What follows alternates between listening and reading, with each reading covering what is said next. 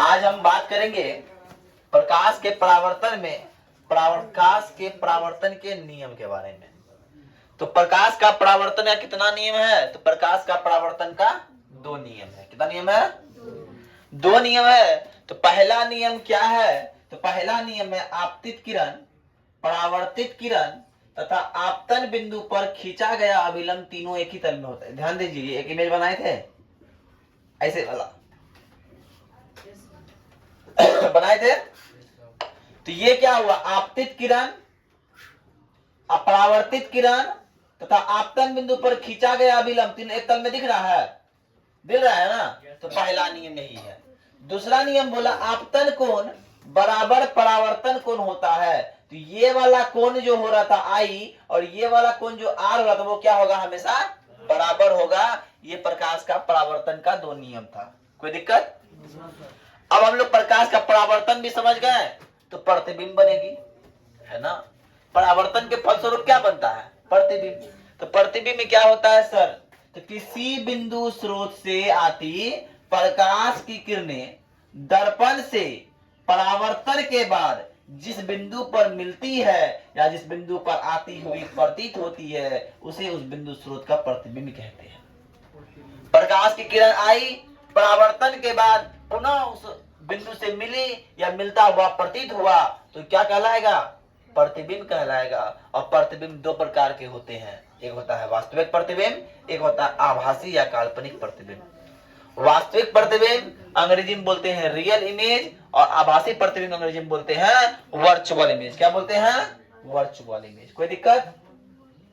अब आते हैं सर वास्तविक प्रतिबिंब क्या होता है। तो ध्यान दीजिए, वास्तविक प्रतिबिंब वास्तविक कटान से बनेगा, अर्थात जो मिलता हुआ दिखता है वास्तव में। देखो क्या बोल रहा है, किसी बिंदु स्रोत से आती प्रकाश की किरणें दर्पण से परावर्तन के बाद जिस बिंदु पर वास्तव में मिलती है वास्तविक प्रतिबिंब कहते हैं, है ना। और किसी बिंदु स्रोत से आती प्रकाश की किरणें दर्पण से परावर्तन के बाद जिस बिंदु पर मिलती हुई प्रतीत होती है, क्या होती है?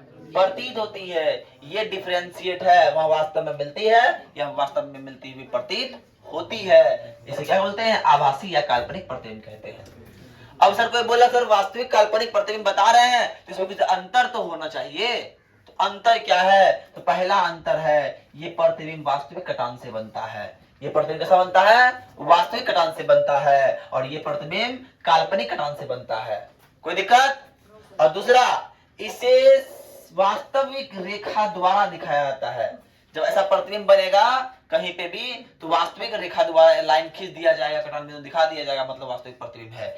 लेकिन इसे टूटी फूटी रेखा द्वारा दिखाया जाता है, ऐसा रेखा, समझ रहे हो ना।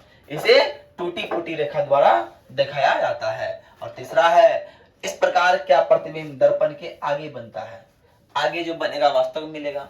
और इस प्रकार का प्रतिबिंब दर्पण के पीछे बनता है जो काल्पनिक प्रतिबिंब है। और हमारा जो प्रतिबिंब बनता है आईना में जो हम चेहरा देखते हैं तो वो वास्तविक प्रतिबिंब नहीं है, वो मेरा काल्पनिक प्रतिबिंब है। दर्पण के पीछे बनता है, आगे बनता है कभी नहीं बनता है।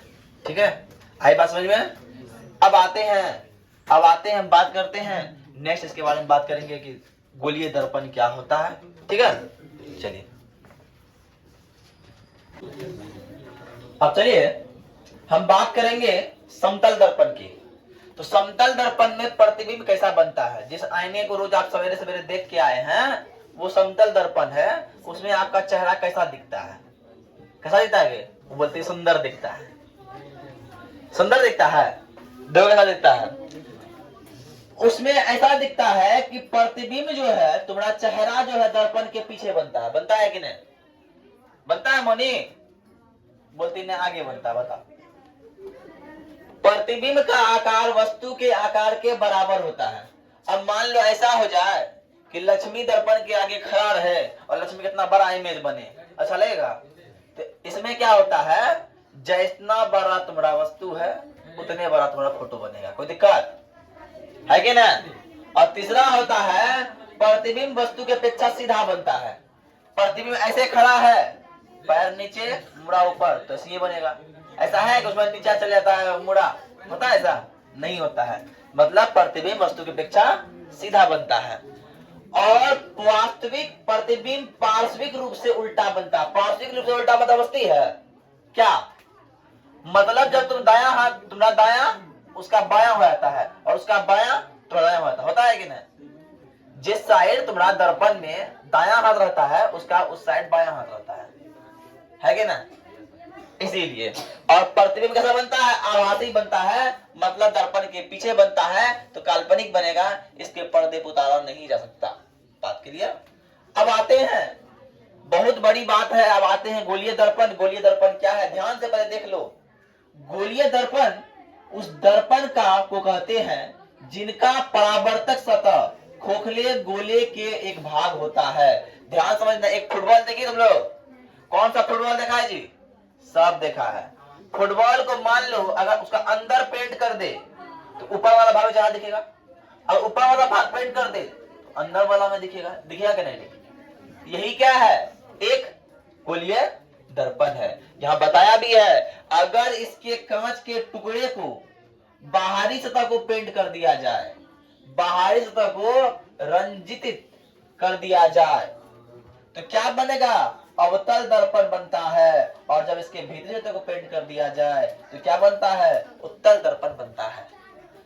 ध्यान रखना, फुटबॉल ऐसा है, बाहर में पेंट कर दिया तो चेहरा इधर दिखेगा, ये हो गया अवतल दर्पण। लेकिन फुटबॉल ऐसा इधर पेंट कर दिया इधर दिखेगा, ये हो गया उत्तल दर्पण। समझ में आ रहा है ना? अब आते हैं, तो भैया दर्पण के बारे में तो बात कर लिए, तो ये ही मेरा है गोलीय दर्पण। ध्यान दीजिए, तो गोलीय दर्पण का कोई केंद्र होगा और ये वाला भाग को हम लोग ध्रुव बोलते हैं। बराबर भाग कटा हुआ है ना आधा आधी में, तो ध्रुव क्या है? तो ध्रुव की बात करते हैं तो गोलीय दर्पण के मध्य बिंदु के गोलीय दर्पण के मध्य बिंदु को दर्पण का ध्रुव कहते हैं। गोलीय दर्पण का मध्य बिंदु ये है, इसे क्या बोलेंगे? क्या बोलेंगे? ध्रुव कहेंगे। अब वक्रता त्रिज्या क्या है? रेडियस क्या है? तो गोलीय दर्पण के वक्रता त्रिज्या, वक्रता केंद्र और ध्रुव के बीच की दूरी क्या कहलाएगी? वक्रता त्रिज्या कहलाएगी। इसे आर सूचित करते हैं, है ना? और वक्रता केंद्र, गोलीय दर्पण का जो केंद्र है गोलीय दर्पण का